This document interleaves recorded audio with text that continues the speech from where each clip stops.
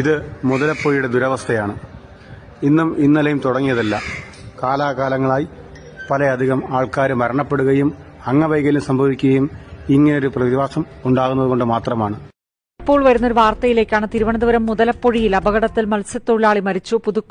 തിരുവനന്തപുരം മുതലപ്പുഴയിൽ വീണ്ടും അപകടം. മത്സ്യത്തൊഴിലാളി വള്ളത്തിൽ നിന്ന് കടലിലേക്ക് തെറിച്ചു വീണ് മരിച്ചു. തിരുവനന്തപുരം ചിറയിൻകീഴിലെ മുതലപ്പുഴ ഹാർബർ അപകടമുനമ്പായി മാറിയതോടെ കടുത്ത ഇത് അദാനിക്ക് വേണ്ടി ഇതിന് തെക്കേക്കരയിലെ മുട്ട് പൊളിച്ചു കൊടുത്തപ്പോഴത്തേക്ക് അന്നൊരു എഗ്രിമെന്റ് ഉണ്ടായിരുന്നു.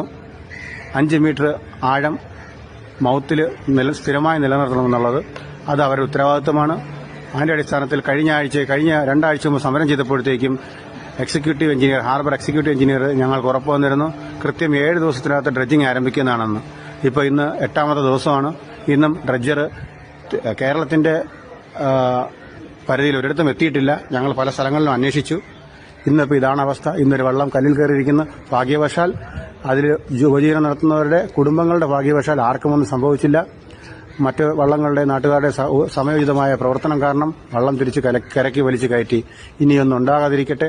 അതിനുവേണ്ടി ഇതെല്ലാവരും ഷെയർ ചെയ്യണം, സർക്കാരിന്റെ മുന്നിലെത്തിക്കണം.